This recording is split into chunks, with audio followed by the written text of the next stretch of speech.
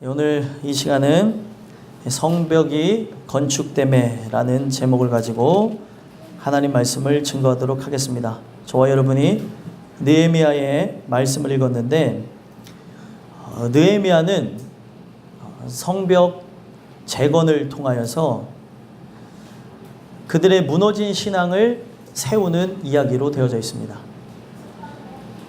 이스라엘 백성은 하나님께서 먼저 택한 백성으로서 눈에 보여지는 산물을 통하여서 보이지 않는 그들의 본질, 그들 안에 있는 그 영혼, 내적인 것을 하나님께서 다루셨는데, 저번 주에는 에스라의 말씀을 통해서는 그들의 성전이 재건되어야 되는 것을 가르쳐 줬잖아요. 성전 재건하는 일을 통해 그들 마음의 성전이 회복되어야 되는 것, 그것을 얘기했다면 이번 사건은 눈에 보여지는 성벽을 다시 쌓는 것을 통해 그들 마음에 죄악이 침투해 들어오지 못하도록 성벽을 쌓으라고 하는 그런 말씀을 주셨습니다.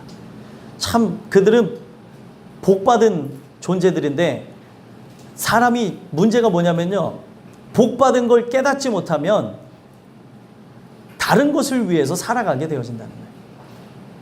복이라고 하는 것은 하나님께서 우리에게 예수를 주심으로 그 예수를 통해 천국에 가는 존재가 되게 하신다는 거거든요. 그러면 오늘 우리가 진짜 십자가에 그가 죽으심으로, 또 그가 부활하심으로 승천하심으로 이루신 성경의 모든 역사는 믿어질 때 복이 뭔지를 알게 되는 거고, 그것을 깨닫게 되어질 때 오늘도 우리의 삶의 목적과 이유가 바뀌어지는 겁니다. 그래서 이 느헤미야를 보게 되면 그들이 눈에 보여지는 성벽을 재건하는 걸 통해 안에, 자기의 심령 안에 진짜 그 성벽 자체가 세워져서 죄악의 것들이 아무것도 침투해두지 못하도록 하는 이야기라는 것입니다.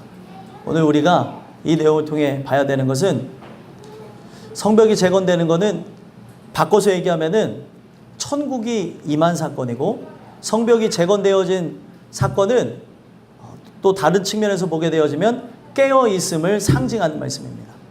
오늘 우리가 늘 말씀이라고 하는 것을 왜 사모해야 되냐면, 그 말씀이 겹겹이 쌓아져야 우리의 원수, 그 사단, 마귀의 그 괴계가 우리 안에 침투해 들어오지 못한다는 거예요. 말씀이 가득 차 있는 사람은 그 말씀에 가득 차 있는 것을 통해 침투해 들어오는 생각과 또 나의 기분과 감정과 그리고 상황을 파악하게 됩니다. 그래서 말씀이 중요한 거예요. 그런데 내 안에 말씀이 채워져 있지 않고 다른 여러 가지 각종 사상이나 또 하나님에 대한 불신하는 그런 마음들이 가득 차 있다면 말씀을 들을 때 똑같은 현상이 일어나요. 겹겹이 방어하고 듣지 않으려는 성향이 있다는 거예요. 오늘 우리가 이 말씀을 들으면서 살펴봐야 되는 것은, 여러분들이 구원의 문제가 해결된 존재라고 한다면, 예를 들어서 구원의 문제가 해결되어진 구원받은 백성이라고 한다면, 오늘 주시는 이 말씀을 통해 질문을 던져봐야 돼요. 만약에 내가 구원받지 못한 백성이라면 질문을 던져봐야 소용이 없습니다.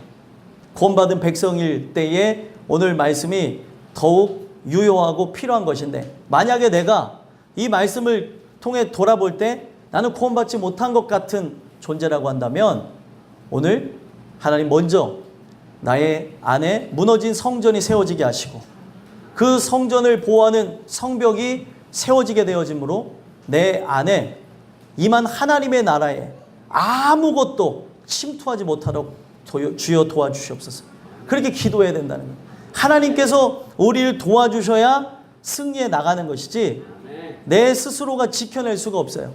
사람의 결단, 사람의 의지는 참 희한한 게, 사람들 간에 이런 말 하잖아요. 야, 내가 다시 너를 보나 봐라. 그럼 내가 너를 다시 보면 사람이 아니다 그러고 자꾸 보고 있고, 그리고 내가 이걸 먹으면 내가 진짜 오늘 밤에 밥 먹으면 사람이 아니다. 우리 사람이 아닌 게 왜 이렇게 많아요? 저는 이 내용을 통해서 우리가 봐야 되는 거는, 하나님이 우리에게 은혜를 허락해 주시지 않으면 우리는 끝까지 승리해 나갈 수가 없는 존재라는 거예요. 그래서 성벽이 건축됨에라고 하는 이 말씀을 통해 내가 늘 깨어져 있는 존재인가? 늘 깨어져서 하나님의 주신 은혜를 통하여 나타나는 아름다운 현상들이 있거든요. 오늘 본문을 보면 그 현상들이 다 나에게 있는가 살펴보시는 것을 통해 여러분들과 제가 이 교회 안에 들어온 것으로 또 하나님의 나라가 여러분들에게 열려지는 것으로 여러분들 안에 임하게 될 그 완전한 복 되신 예수가 여러분들의 최종 종착역 모든 것이 되기를 간절히 소망합니다. 그래서 오늘 본문을 통해 우리가 스스로 세 가지 질문을 던져보기를 소망하는데요. 첫 번째, 성벽이 건축되었다면 나는 은혜 받은 사람인가? 라고 돌아봐야 된다는 거예요. 성벽이 건축되어졌다라고 하는 것은 우리가 이 교회 안에 들어와서 하나님의 나라가 임하였다라고 보는 거예요. 그럼 하나님의 나라가 임한 사람은 뗄래야 뗄 수가 없는 게 뭐예요? 은혜를 받았느냐라는 거죠. 본문을 보시면 1절과 2절에 보면 성벽이 건축됨에 문짝을 달고 문지기와 노래하는 자들과 레위 사람들을 세운 후에 내 아우 하나니와 영문의 관원 하나냐가 함께 예루살렘을 다스리게 하였는데 하나냐는 충성스러운 사람이요 하나님을 경외함이 무리 중에서 뛰어난 자라. 아멘. 자, 이 내용을 통해서 볼 수 있는 게 뭐예요? 분명히 성벽이 건축되어지면서 각자 직임이 나눠지게 됩니다. 하나님의 나라가 임하게 되어지면서 자신의 직임, 바로 예수 그리스도의 몸된 자로서 각자 해야 될 일과 업무가 나눠지는 걸 볼 수 있어요. 우리가 구원받은 사람이면 나를 위한 삶이 아니라 예수를 위한 삶으로 초점이 맞춰지게 돼요. 교회 안에서의 직무뿐만 아니라 교회 밖에서도 마찬가지입니다. 그래서 여러분들 성벽을 세운 이유는 딱 한 가지였죠. 한 가지였습니다. 어떤 거였습니까? 바로 성전과 바로 각 가정을 지키기 위해서 성벽이 세워졌다는 거예요. 그러면은 오늘 우리가 하나님의 나라가 나에게 임한 것은 나에게 임한 바로 우리의 성전 되신 예수 그리스도가 보호되는 것뿐만이 아니라 나의 심령과 그리고 우리 가정이 보호되기 위해서 하나님의 나라가 임하였다는 거예요. 그러면은 오늘 우리가 이 교회 안에 들어온다는 것은 다른 의미가 아니라 교회 안에 들어왔으면 교회 안에서 나타나야 되는 것은 그냥 우리가 청함을 받은 자로서 멈추는 것이 아니라 여기에 그냥 앉아있는 자로서 멈추는 것이 아니라 하나님의 은혜가 나에게 임하는 것으로 말씀을 통해 내 안이 변화되는 그 역사를 통해서 오늘 우리가 바로 그분을 위한 삶을 살아가는 것, 바로 내가 은혜 받은 자가 되어지는 것이 가장 중요하다는 겁니다. 그래서 성벽이 세워졌다면 성벽이 세워진 자에게 나타나는 것은 바로 그 은혜 받은 자로서의 삶을 살아가게 되어진다는 거예요. 그래서 여기 보면은 문지기와 문짝을 달고 문지기와 노래하는 자들과 레위 사람들을 세운 세 부류로 세우는 것을 보게 되어지죠. 또 그들을 관리하는 누가 세워집니까? 2절에 보니까 하나니와 하나냐라는 사람이 세워진다는 거예요. 그러면은 성벽이 우리 안에 세워지게 되면 나타나는 게 은혜를 받은 현상이 나타난다는 거예요. 이 하나니와 하나냐라고 하는 사람의 이름의 뜻은 이름 자체는 다른 것 같지만 뜻은 동일합니다. 바로 하나님의 은혜가 깊으시다. 바로 은혜에 대한 부분들을 강조하고 있다는 거예요. 그들의 이름 자체는 하나니라고 하는 그 원어에서 따온 이름이라는 거죠. 우리가 이름을 질 때 그 한자로 짓는 이유가 있잖아요. 한자로 짓는 이유는 각 자의 뜻을 담아서 짓는 거라는 거잖아요. 그래서 이름을 나쁘게 짓는 부모는 없어요. 야, 너는 이제 커서 대충 살아야 되니까 이름을 김대충으로 이렇게 짓는 사람들, 이런 사람들 없습니다. 다 그 각자의 그 이름 속에 큰 의미를 담고 어떤 사람이 되라고 하는 의미로 만들었다는 거예요.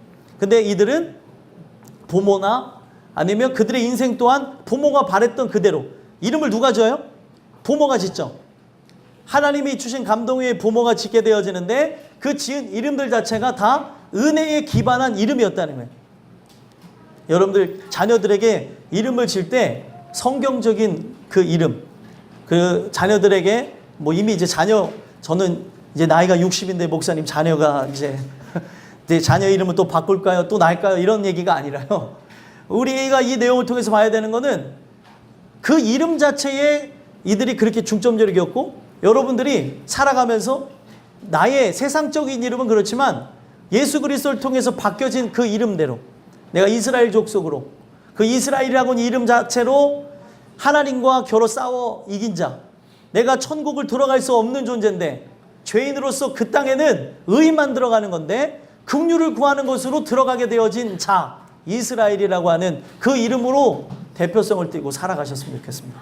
그래서 이들은 은혜에 기반한 이름을 두고 지어졌는데 그 모습 그대로 그들이 은혜를 받았다는 것을 어떻게 알 수 있습니까? 2절에 보게 되니까 그들에 대한 수식어가 어떻게 쓰여져 있어요? 충성스러운 사람이요 하나님을 경외함이 무리 중에서 뛰어난 자라. 은혜를 받았다면 반드시 현상이 나타나요. 그렇죠?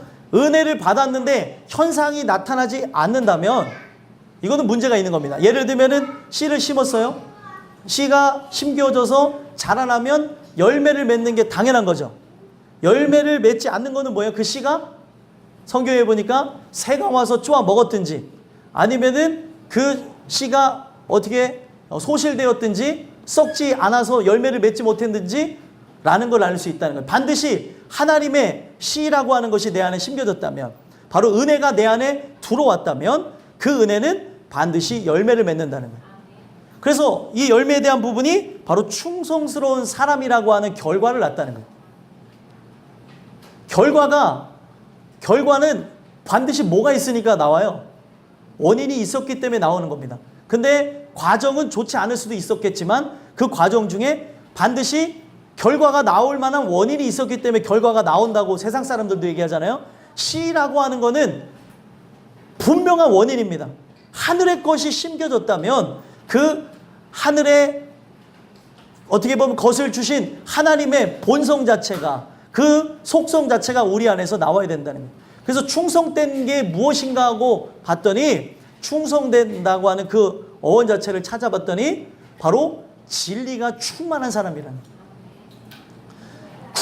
굳건하게 지지대를 형성한 사람, 바로 예수 그리스도를 나타낼 때 계속 나오는 게 뭐냐면 헤세드와 에메트라고 하는, 은혜와 진리라고 하는 단어가 예수님에게는 계속 붙어 다니는 단어입니다. 근데 그 진리라고 하는 단어가 바로 여기 충성된 자라는 그 뜻이라는 거예요. 그러니까 충성은 어떻게 해야 나오는 거예요? 바로 말씀의 충만할 때, 진리를 알 때, 그 진리를 안 자가 진리로 충만케 되어질 때 나오는 것이 충성이에요. 그러니까 그냥 나오는 게 아니라는 거죠. 예수를 안 자가 할 수 있는 것이 바로 충성이라는 거예요. 그래서 성경은 충성을 할 때 어떻게 하래요? 적당히 충성하세요 이렇게 되어졌나요? 아니면 어떻게 되어졌어요? 죽도록 충성하라.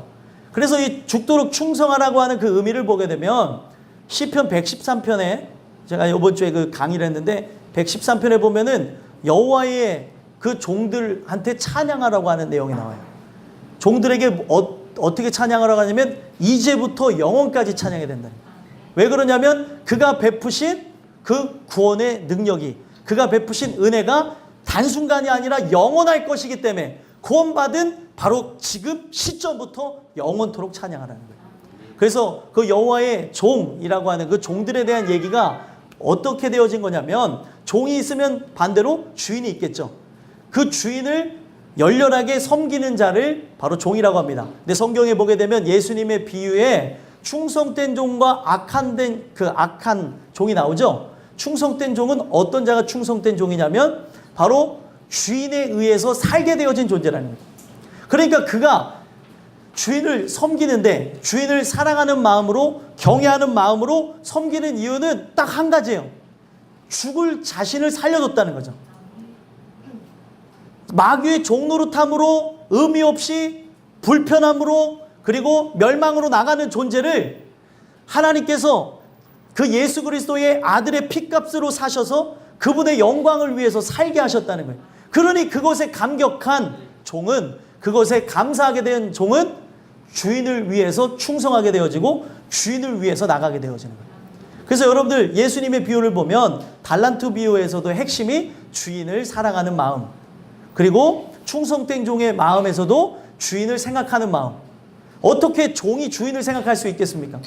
내가 만약에 주종 관계로서 그냥 지배를 받는 존재라면 종은 주인의 눈만 사라지게 되면 다 다른 짓 하고, 그리고 다 자기를 위해서 살아가려고 하고 주인 나타날 때만 하고 또 맡겨진 일만 하게 되는 거라는 거예요.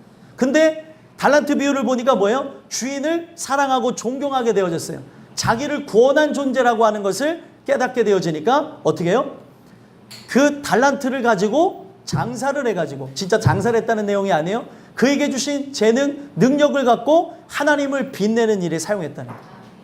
오늘 여러분들과 제가 살펴봐야 되는 것은, 내가 진짜 진리를 안자면 자유하게 되어지죠. 죄로부터 해방되게 되어지죠.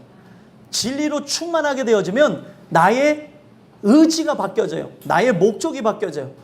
살든지 죽든지 주를 위해, 먹든지 마시든지 무엇을 하든지 주를 위해, 이것으로 바뀌어진다는 거예요. 그러니까 오늘 여러분들과 저는 아직은 그러한 열매, 충성된 자로서의 열매가 나타나지 않는다 할지라도 여러분들 자신을 돌아다보자고요. 나는 은혜 받은 사람인가? 그 은혜에 대한 결과는 더욱 얼마만큼 충성이면 죽도록 충성이라고 하겠어요. 성경의 그 표현이 되게 아름다운데, 죽도록 충성한다는 것은 내가 온 마음과 정성을 다하여서 전심 전력 그리고 전령을 다해서 그분을 위해서 나간다는 거예요. 이게 바로 성벽이 재건된 자의 모습이라는 거예요. 그러니까 이 말씀을 점점 증거하면 증거할수록 거리가 좀 먼 것 같지 않아요, 우리랑? 네?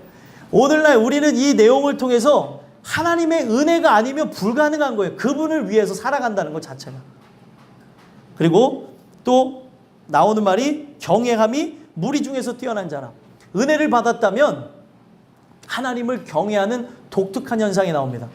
그래서 하나님을 경외하는 자와 경외하지 않는 자의 차이는 엄청나게 커요.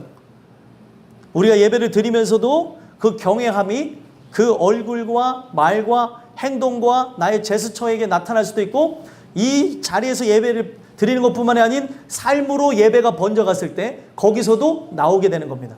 경외라고 하는 것은 어떤 뜻이냐면, 이 세상에 있는 많은 것들에 대해서는 두려워하지 않으나 하나님만 두려워하는 게 경외라는 거예요. 하나님만 두려워해요. 어떤 것도 두렵지 않아요. 그래서 사람들을 잘 보셔야 되는 게, 저와 여러분들은 어때요? 자꾸 두려움이 들어오죠. 사단이 우리에게 두려움을 심어줍니다. 근데 하나님께서 주시는 마음은 두려워하는 마음이 아니라고 얘기를 하고 있어요. 오늘 우리에게 두려움을 주는 존재, 세상으로 인하여서 오게 되어지는 두려움의 존재, 우리가 살아가면서 학업과 직업과 그리고 결혼과 그리고 자녀 양육과 인생을 살아가면서 겪게 되어질 미래를 통해서 오게 되는 많은 두려움이 있을 것인데, 이런 것으로부터 우리가 벗어나게 되어진다는 거예요. 그래서 뭐만 두려워요? 하나님만 두려워요. 그래서 성경은 이렇게 얘기합니다. 몸을 죽일 자만 두려워하지 말고, 몸을 죽일 자는 세상을 상징합니다. 세상의 그런 능력과 권세, 사단의 능력만을 그렇게 두려워하지 말고 몸과 영혼을 능히 죽일 자를 두려워해야 된다. 나를 영원히 심판할 수 있는 분을 두려워해야 된다는 거죠. 그거를 깨닫게 되어진 인간은 이 세상을 향하여서 담대하게 되어지고 오직 하나님만 두려워하게 되어집니다. 근데 세상 사람들은 달라요. 이 세상 모든 분야에서 다 두려워해요. 모든 거 하나하나 다 두려워해요. 그러니까 어떤 모습을 보여요? 저도 자주 나오는 현상인데, 안 해도 될 걱정을 하고 있어요. 아이고, 이거 어떡하나. 안 해도 될 걱정을, 어떤 사람은 20년까지도 내다보면서 20년까지 내가 살아있을지 안 살아있을지 모르는데 거기까지 걱정하고 있고, 예? 별 걱정을 다 하고 있다는 거예요. 제 얘기예요, 제 얘기. 별 걱정을 다 하는 거예요. 이렇게 하면 어떡하냐, 저렇게 하면 어떡하냐. 성향이, 사람의 성향에 따라 다르잖아요. 걱정 없이 살아가는 사람도 있는데, 걱정이 많은 사람은 걱정이 많냐고 얘기할 필요가 없어요. 그 사람은 그것 때문에 부들부들 떨고 있으니까. 근데 그 걱정이 변하여서 어떻게 되어져요? 기쁨이 되어지고 감사가 되어지는 것은 오직 그 분을 경외하게 되어질 때, 은혜를 통해 흐르던 초점이 오직 십자가에만 맞춰질 때 나타나는 게 경외라는 거예요. 세상 사람들은 이 오만 것에 다 두려워하는데 하나님을 안 두려워해요. 그러니까 자기 멋대로 살아갑니다. 이렇게 조금만 기회가 있으면 슬쩍 담을 넘어가고, 기회가 쭉 있으면 아유 내가 10번은 잘했는데 한 번은 괜찮겠지. 에이 한 번인데 이러면서 슬쩍슬쩍 넘어. 우리들에게도 나타난 현상인데 세상 사람들은 더합니다.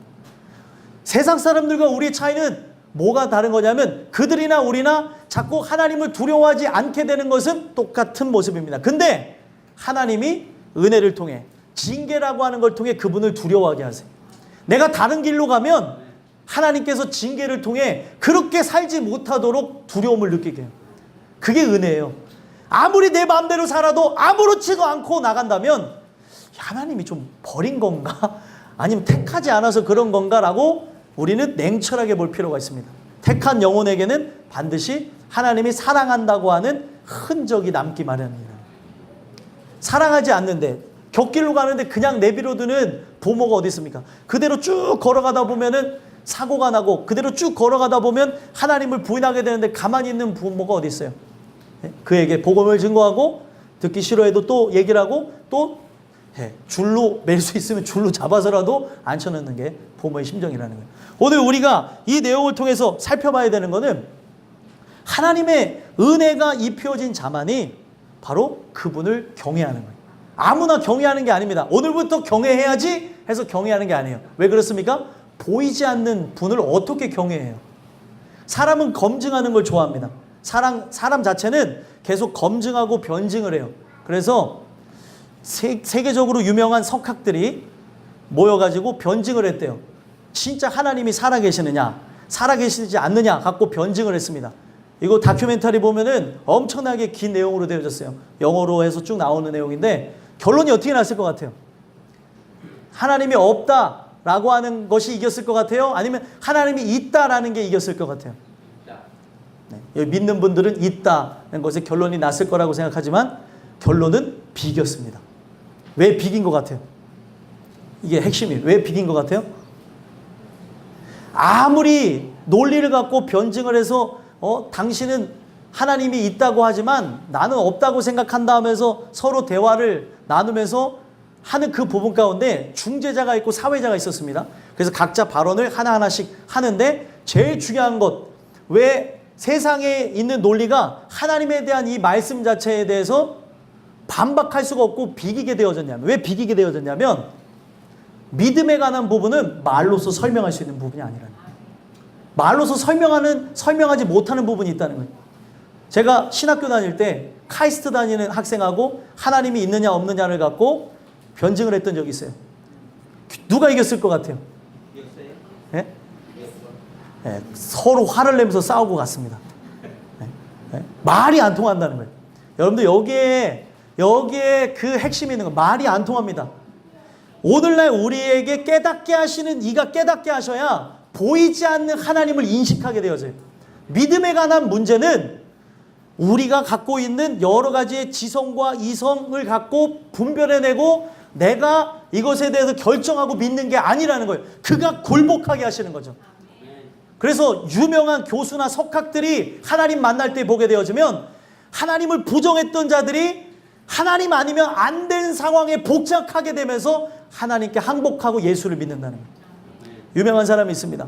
그 부산은 아니고요. 정확한 건 아닌데 머리를 민 교수가 있어요. 그 사람이 그 안경을 쓰고 이런 이제 등치가 있는 교수인데, 그 사람은 하나님이 없다는 것을 가지고 90년대부터 활동하면서 사람들에게 불신을 줬던 사람이에요. 근데 그 사람이 어느 날 그 하나님 말씀에 대해서 분석을 하는데, 야 이거 허구다 하면서 욕을 하면서 말씀을 듣고 있는 중에 하나님이 그의 몸을 멈추게 했다는 거예요. 몸에 떨림 현상이 일어나고 멈추게 되면서 말소리가 안 나오고 숨이 멎어 들어가게 되는 것을 통해 목소리도 안 나오지만 속에서 딱 한마디가 나왔대요. 어떤 마디가 나왔을 것 같아요? 자기가 지금 하나님 욕하면서 지금 설교를 분석해가지고 설교의 오점, 얼마나 똑똑하면 오점을 찾아내고 또 언변 자체에 대한 실수를 잡아내려고 하다가 딱 멈춘 거예요. 그 사람이 그런 일을 딱 겪으니까 그 속에서 나오는 게 딱 한 가지. 하나님 살려주세요. 잘못했습니다. 살려주시면 제가 이 모든 일을 처리하고 하나님을 살아가겠습니다. 근데 거짓말처럼 그게 딱 풀려지게 되면서 그가 이제는 하나님이 없는 거에서 늘 앞장을 섰던 사람인데 하나님만 두려워하는 사람이 되었다는 거예요. 그러면서 그 분이 이제 막 종교인 과세에 대해서도 이야기를 하고 다니고 종교인 과세뿐만이 아니라 동성애 합법화하는 거에 대해서도 얘기하고 교수예요. 그 사람 자체가 하나님의 말씀을 두려워하다 보니까 늘 그 검증을 좋아하고 인본적으로 생각했던 이 부분이 깨지게 되니까 야, 인본보다 중요한 게 신본이라고 하는 걸 깨닫게 되었다는 거예요. 그러면서 하나님을 두려워하게 되니까 그 삶 자체가 변하게 되는 거예요.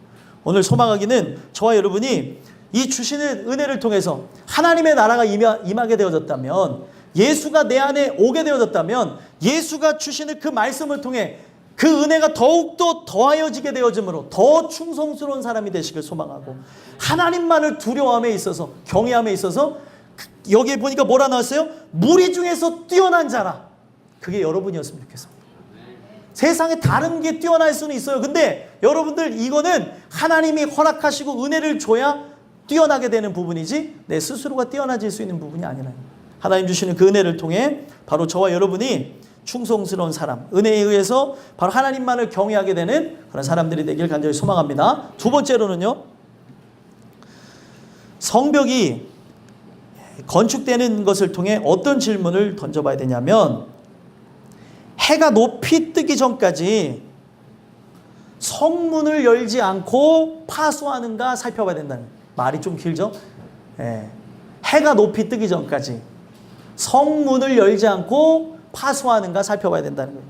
자, 3절 말씀 한번 읽어보겠습니다. 읽겠습니다. 시작. 내가 그들에게 이르기를 해가 높이 뜨기 전에는 예루살렘 성문을 열지 말고 아직 파수할 때에 곧 문을 닫고 빗장을 치르며 곧 각각 자기가 지키는 곳에서 파수하되 자기 집 맞은편을 지키게 하라 하였노니. 아멘. 여기서 이제 보니까 그들에게 얘기하는 게 뭐예요? 지금 하나님께서 지금 부른 자들에게 하는 이야기가 바로 성문을 열지 말고 파수할 때 문을 닫고 빗장을 지르고 있으라고 얘기를 했다는 거예요.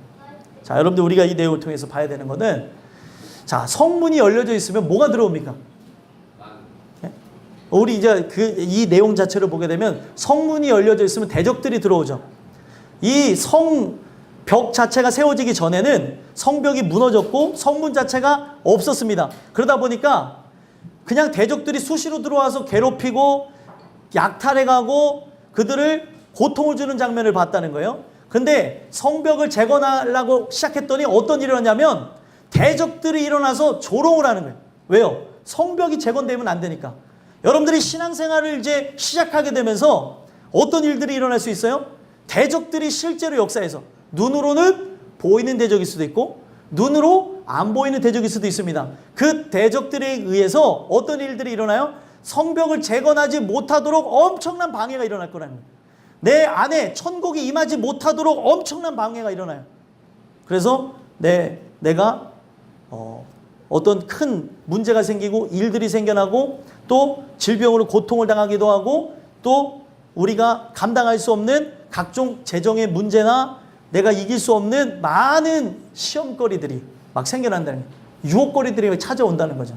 예수를 믿으려고 하면. 그래서 이 내용을 제가 그냥 얘기하는 게 아니라 느헤미야를 집에 가서 읽어보시면 그래요. 산발락과 도비아라고 하는 그 자들이 나타나서 야, 아주 다 불탄 돌들을 가져와서 성벽을 질라고 한다고 하면서 조롱을 하지를 않나? 어떤 얘기를 해요? 여우가 올라가도 무너지겠다 하면서 조롱하니 얼마나 열받아요. 지금 열심히 막 쌓고 있는데 야, 여우가 올라가도 무너지겠다. 네. 지금 그렇게 하면서 이걸 못하게 만들어버리는 겁니다. 감정을 건드는 거죠. 그리고 이성을 건드는 거죠. 그들이 갖고 있는 믿음에 대한 부분이 흔들리도록 지성을 갖고 막 흔듭니다. 그때에 결국에 이 느헤미야가 하나님 주신 그 말씀에 힘입어서 거짓 선지자까지 활동하면서 못하도록 막았는데 담대하게 그들에게 말씀을 증거하고 독려하면서 결국에 이 성벽을 재건했다는 거예요. 근데 이제 문제는 뭐예요? 성벽을 재건한 이유는 뭐예요? 대적이 함부로 들어오지 못하도록, 침투하지 못하도록, 그리고 언제나 우리를 노리는 그 많은 자들로부터 그 위험을 우리가 벗어나려고 성벽을 짓고 성문을 만들었다는 거예요. 그러면 여러분들 밤에 특별한 경우에 올 수도 있겠지만 여기서 얘기하는 건 뭐예요? 해가 높이 뜨기 전까지는 성문을 열지 말라는 거예요. 암고 같은 게 있었겠죠? 암고를 통해 밤에 온 자라고 한다 할지라도 우리 아군이면 들어오게 하지만 그 외에는 들어오겠다고 하는 자는 절대로 밤에는 못 들어오게 하라는 거예요. 자, 이 내용을 통해서 우리가 살펴봐야 되는 게 진짜 우리가 구원받은 백성이라고 하면은 바로 여러분들의 마음의 벽 자체가 예수가 이미 들어오셨다면 예수 외에는 못 들어오도록 말씀이라는 것으로 겹겹이 성문을 잠그시고 결국에 빗장을 걸어 잠궈야 된다. 문을 열어놓고 있으면 아무나 다 들어오죠. 저도 사실 우리 교회를 24시간 개방해 놓고 싶어요. 근데 열어놓으면은 오라는 분들은 안 오고 다른 선생님들이 들어와요. 도선생님이라고 들어와서 뭐 가져갈 것도 없는데 굳이 가져가려고. 그래서 문을 잠가 놓기 시작한 거예요. 비밀번호를 가르쳐 드릴 테니까 언제든지 와서 기도하시고, 주보에 한번 내야 되나 아니면 밴드에다 올릴까 이런 생각을 해요. 언제든지 와서 기도하라는 거예요. 근데 옛날에는 그렇게 했어요. 교회 물건을 가져가면은 부정 탄다고 해서 도선생님들도 안 가져가는데 이제는 교회의 품격이 떨어지니까 뭐 그까짓 거 가져간다고 뭔 일이 나냐 하면서 다 가져가는 거예요.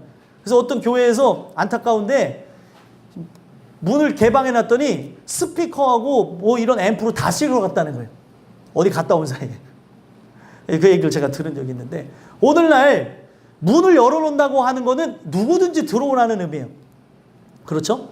우리가 이 말씀을 통해서 살펴봐야 되는 거는 우리 마음 안에는 들어올 분이 예수밖에 없어요. 그럼 여러분들 안에 예수가 들어오셨어요? 여러분들 안에 예수가 들어옴으로 천국이 임했다면 천국을 무너뜨리는 자, 예수와 나의 관계를 무너뜨리는 그 어떤 누구도 돌아오지 못하도록 문을 닫아야 된다는 거예요. 근데 오늘날 많은 사람들이 말씀을 들으면서 문을 닫고 말씀을 들으면서 이 성벽을 겹겹이 쌓고 그 어떤 것도 침투해 들어오지 못하도록 깨어있는 것을 하기보다는 문을 활짝 열어놨다는 거예요. 나는 세상을 향해 열려 있습니다. 누구든지 들어오세요. 아유, 저는 오픈마인드죠. 들어오세요. 아유, 왜 안 들어오세요? 내 마음속에 그렇게 들어오라고 열어놓고 있으니까, 죄악의 루트가 계속해서 열려져 있으니까 어떻게 해요? 통로가 있으니 들어오는 거예요. 성문을 닫아 놓으라는 것은 죄가 들어올 만한 루트를 차단하라는 겁니다. 문을 닫아 놓지 않는데 어떻게 안 들어오냐는 거예요. 문을 닫아놔야 안 들어오죠. 그래서 여기 보게 되면 문을 닫는 것뿐만이 아니라 문을 닫고 어떻게 해요? 빗장을 지르며 라고 얘기하고 있어요. 빗장을 지른다고 하는 이 내용을 보게 되면 아무것도 들어오지 못하도록, 지금 여기 빗장이라고 하는 게 뭐예요?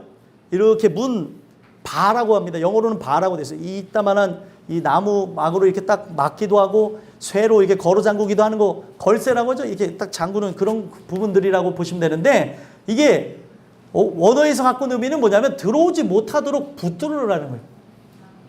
오늘 우리에게 악한 것이 들어오지 못하도록 붙들어야 되는 게 뭐예요? 십자가밖에 없는 거예요.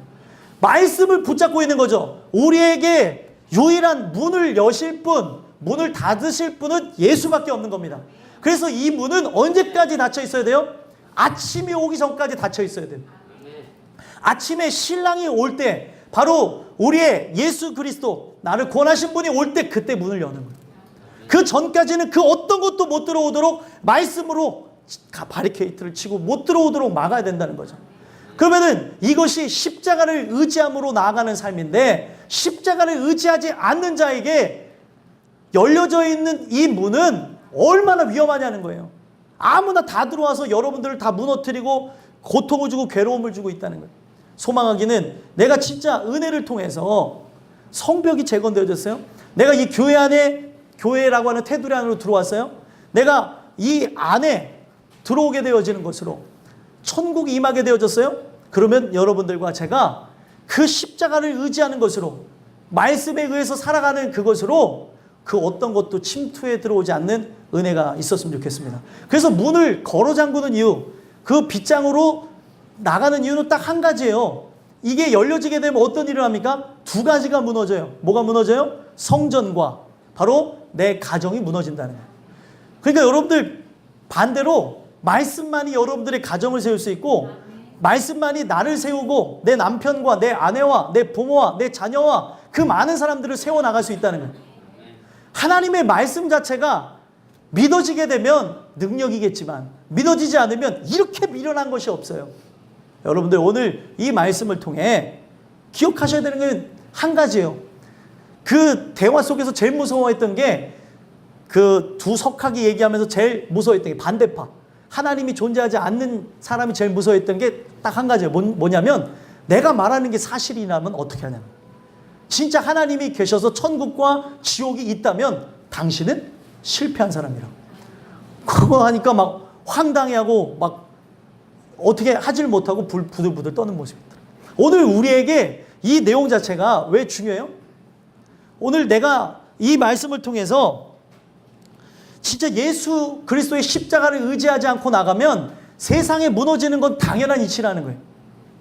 그런데 그 무너지지 말라고 오늘 우리에게 하나님께서는 예언되어진 말씀, 우리가 이것을 보게 될 것을 다 미리 아셔서 전제하시기 때문에 나를 위해 이 말씀을 줬는데 이것을 거부하는 자에게는 살 길이 없다는 거예요.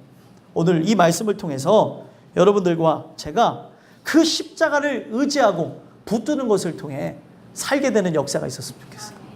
뭘 의지하겠습니까? 여러분들의 돈, 명예, 권력, 권세, 내가 갖고 있는 재능, 머리, 시간이 지나면 다 없어질 겁니다. 성경에는 모든 것은 다 헤어지고 없어지만 남는 것은 말씀만 남는데, 이 말씀에 의해서 왜 말씀을 왜 강조했는지 아십니까? 그 말씀 자체가 살아있기 때문에 살아있는 그 언어들을 믿은 자들은 결국에 말씀이 살아있기 때문에 그들의 믿음 또한 영원할 거라는 메시지를 주는 거예요. 오늘 이 세상에 아무리 잘난 사람도 못난 사람도, 그리고 부자도 가난한 사람도 능력 있는 사람도 능력이 없는 사람도 죽으면 다 이 세상에서 누렸던 모든 게 다 사라져요. 오늘 우리가 살아가는 인생을 성경은 밤이라고 합니다.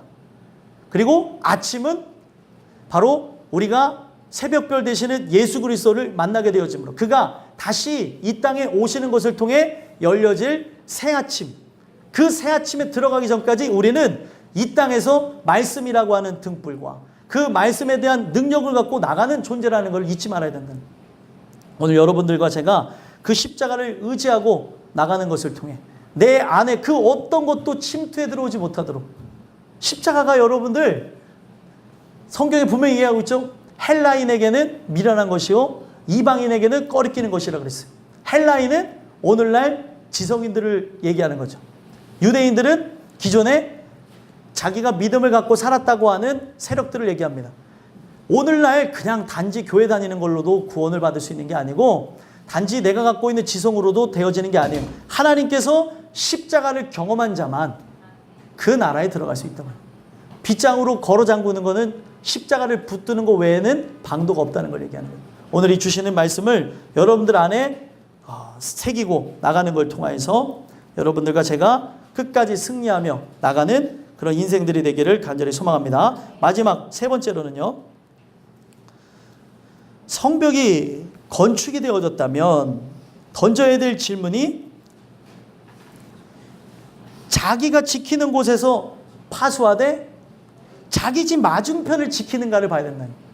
그러니까 정리를 하자면 내가 진짜 은혜가 입혀졌다면 자기 집 맞은편을 파수하는가 지키는가를 살펴봐야 된다는 거예요. 참 희한한 얘기죠. 나 자신도 보기 어려운데 이런 얘기를 할 때가 있어요. 우리가 아유 나한 사람도 건사하기 어려운데 내 코가 석자인데 누굴 신경 쓰냐라고 얘기하죠. 이거 복음적인 언변이 아니에요. 근데 복음적인 언변은 본능이기 때문에 어떻게 나와요? 먼저 튀어나와요. 본능이니까. 내가 육체라고 하는 걸 잊고 살아가니까 나 먼저 생각하는 것이 바로 우리의 본성에 대한 모습인데, 은혜는 나를 생각하기보다 바로 나 외의 사람들 생각한다는 거죠. 그래서 이거는요, 우리가 그냥 억지로 남을 생각하고 살아가라는 내용이 아니라 우리 자신을 생각하는 건 당연한 거라는 거예요. 근데 나 자신을 생각하는 그런 본성이 남을 생각하게 되어진다는 거는 어떤 걸 얘기하는 거예요? 그 안에 예수가 있다는 증거입니다. 내 앞에 자기 집 맞은편을 지키라는 거예요. 지금 내 코가 석자인데 지금 적군이 어디서 들어올지를 모르는데 앞에 있는 집을 지켜주고 살펴보라는 거예요. 묵상하면서 깊이 생각했습니다. 도대체 왜 하나님께서 이런 말씀을 주셨을까? 왜 자기 집을 지키라고 했을까? 자기 집 맞은편을, 내 집 말고 왜 맞은편을 지키라고 했을까? 생각을 해보는데, 여러분들 그 탁 트여진 공간에서 반대편을 바라보게 되어지면 반대편에 누가 들어가는지를 다 알 수 있습니다. 근데 나는 집 안에 있어요. 이기적인 마음 갖고 난 집 안에 있다면 지금 내 집에 들어올 때 깜짝 놀라게 되어지고 저 집에 누가 들어가는지를 알 수가 없다는 거예요. 그리고 지금 이 내용을 통해서 얘기하는 거는 내가 바깥에 지키는 걸 통해 나에게 들어오는 악한 세력이나 그리고 죄의 세력들 그리고 잘못된 생각들 이런 부분들을 살펴보는 것뿐만이 아니라 저 반대편을 향해 있는 눈, 늘 세상을 향해 아직까지 구원받지 못하는 이들을 향해 열려있는 하나님의 그 눈을 가지고 저 상대를 바라보라는 거예요. 그러면은 그들 안에 뭐가 들어가는지를 보게 된다는 거예요. 참, 이 주일날 하기에 애매하고 심오한 말을 하고 있는데, 아니 오늘 우리가 나라고 하는 존재도 바라보기 힘들잖아요. 근데 왜 남의 집을 살펴봐야 되냐는 거예요. 남의 집을. 지금 원수가 그 집 안에 들어가는가, 들어가지 않는가 살펴봐야 된다는 거예요. 이거는 어떤 걸 의미하는 거냐면 하나님 사랑이 우리 안에 들어오게 되어지는 것으로, 예수가 우리 안에 들어오게 되어지는 것으로 일어나는 마지막 현상이 바로 내 이웃을 내 몸과 같이 사랑하는 거예요. 나의 집에 도둑이 들어오면 안 된다고 하면서 내 집을 지키는 것 마냥 남의 집도 살펴봐야 된다는 거예요. 그래서 서로가 서로를, 내 자신을 살펴본다는 그런 명목 아래 남에게 먼저 하게 되어지면 바로 나에게도 하나님께서는 이런 모든 부분들을 해결해 준다는 거죠. 성경은 참 반대의 논리를 얘기하는 게 많이 있습니다. 나를 지키면은 남을 지킬 것 같은데 남을 지켜야 나를 지킨다고 얘기합니다. 그래서 성경은 반대로 얘기하는 게 뭐예요? 너를 지키길 원하느냐? 너를 지키길 원하면 남을 지키라는 거예요. 공동체라고 하는 데가 무너져서는 안 되고, 교회라고 하는 데가 무너져서는 안 되고, 가정이라는 데가 무너져서는 안 되니까 서로를 지켜주라는 거예요. 그러면 여러분들 말씀을 통해서 지켜주라는 게 도대체 뭘까요? 말씀으로 권면해주고, 그리고 말씀으로 내 안이 충만한 자라면 그 상대 영혼과 집안을 위해서 기도해 주라는 거예요. 비판하고 정죄하고 흉보라고 하는 차원에서 준 것이 아니라 바로 나의 일처럼 그들을 지켜주기 위해 하나님이 일하실 수 있도록 기도해 주라는 거예요. 그러면은 이 문제는 나 외의 존재를 생각한다면 우리 가족부터 시작하겠죠? 가족부터 우리 땅끝교회에 사랑하는 식구들까지 번져서 나가는 거예요. 그들의 문제를 어떻게 해결하겠습니까? 울어도 못하고요. 내가 돈을 주고도 살 수 없고요. 내가 가서 품앗이를 해준다고 애를 쓴다고 사람이 변하는 게 아니에요. 우리가 할 수 있는 거는 기도해 주는 것밖에 없어요. 말씀을 권면해 주는 것 외에는 없다는 거예요. 미련해 보이는 말씀이 언젠가 들려진다는 거죠. 아직까지는 귀에 맴도는 것 같고 튕겨져 나가는 것 같고 전혀 필요 없는 것 같지만 때가 되면은 들려져서 우리를 구원할 때가 있어요. 그게 하나님의 택한 영혼에게 일어나는 현상입니다. 아무리 하나님을 떠나 살아간 인생이라도 그의 택하심이 그에게 있다면 내가 그들에게 줬던 많은 권면의 말이 열매를 맺을 날이 있다는 거예요. 하나님의 때와 더불어서. 오늘 여러분들과 저는 지금 이들의 모습을 보면서 살펴봐야 되는 게 참 은혜가 되는 게 4절 말씀에 보니까 그 성읍은 어떻대요? 광대하고 주민은 적으며 가옥은 미처 건축하지 못하였습니다. 참 희한하죠. 가옥은 이미 건축이 되지 않은 상태예요. 미처 다 건설되지 않은 상태에서 그들이 뭐를 먼저 했어요? 성전을 재건하고 그리고 성벽을 재건했어요. 예전에 몇십 년 전에는 총 다 더하면 한 34년 정도 되겠죠. 이 배경에서 34년 전에는 그들이 성전을 재건해야 되는 것을 알지만 자기네 집이 너무나 소중해서 집을 먼저 짓는 것 때문에 20년이라고 하는 세월을 돌아갔습니다. 그렇죠? 그런데 이제 시간이 지나서 이들은 다른 존재예요. 3차 포로 귀환한 거예요. 세 번째 포로 귀환한 이들 자체는 그들의 첫 번째가 뭐였어요? 성벽이었어요.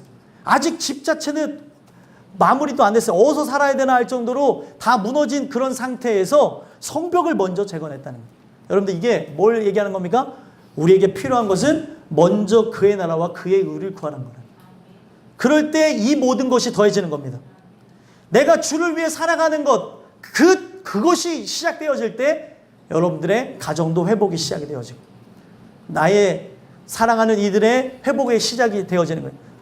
각자가 추구해야 될 게 우리에게 이상 살아가면서 중요한 게 뭐예요? 이 모든 것인데 이 모든 것보다 하나님이 더 소중하게 되어졌다면 그 분의 나라가 보호받는 것, 나에게 임한 천국이 보호받는 것, 바로 예수가 내 안에서 지내는 것이 첫 번째가 되어진 자들로서 이렇게 살아가게 되어진다면 하나님께서는 어떻게 해주시는 거예요? 이 모든 것까지 더해 주시고 미처 건축하지 못한 상황이라 할지라도 그 건축을 마무리하면서 가옥과 가정들이 평안하며 안식하며 살아갈 수 있도록 만들어준다는 거예요. 성경은 이 세상의 논리와 다 반대로 되어졌어요. 다. 그래서 여러분들의 생각과 하나님의 생각은 성경에서 다르다고 얘기합니다. 제가 말씀을 전하지만 왜 성경이 중요하냐면요. 하루가 못 가서 인간의 생각은 금방 부패하기 시작해요. 육신을 입었기 때문에. 육신을 벗어서 나의 속사람이 나오는 날, 천국에 들어가기 전까지는 끊임없이 부패한다는 거예요. 진짜예요, 여러분들. 우리가 예배라고 하는 것을 드릴 때만 해도 생각을 해보세요. 저도 마찬가지고 여러분들도 마찬가지예요. 예배에 대한 이 모든 부분들이 점점 폐하해져가는 이때에 우리가 깨어 있을 수 있도록 내 영혼에게 기회를 주는 게 바로 예배입니다. 예배를 통한 바로 말씀과 기도가 바로 내 자신을 지키는 것뿐만이 아니라 우리의 가족과 우리 모든 사람을 지키게 되어진다는 거죠. 그날이 가까이 오면 가까이 올수록 바라봐야 되는 게 바로 이런 부분이라는 거예요. 오늘 이 주시는 이 말씀을 통해서 진짜 내 안에 성벽이 건축되어졌다면, 천국이 임하게 되어졌다면 오늘 우리의 살아가는 삶 속에 나만을 바라보는 게 아니라 내 앞에 죽어가는 영혼들, 어려운 영혼들, 고통받아하는 영혼들, 그들을 위해서 내가 중보하고 또 그들을 위해서 내가 복음을 증거하며 나가는지를 살펴봤으면 좋겠고요.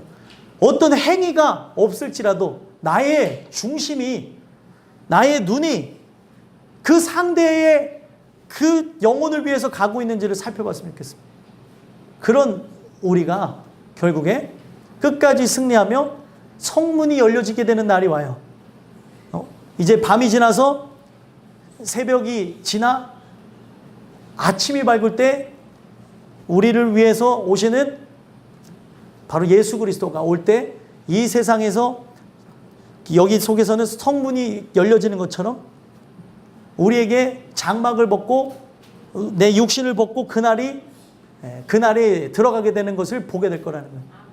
오늘 여러분들과 제가 이 주신 말씀을 통해 내가 성벽이 재건되어졌는가, 바로 예수가 내 안에 오심으로 천국이 임하였는가를 살펴봤으면 좋겠고요. 이것을 통해 더욱 주님을 기쁘시게 하고 그의 영광과 그의 나라를 위해서 나가는 저와 여러분들이 되기를 예수 그리스도로 소망합니다. 기도하겠습니다.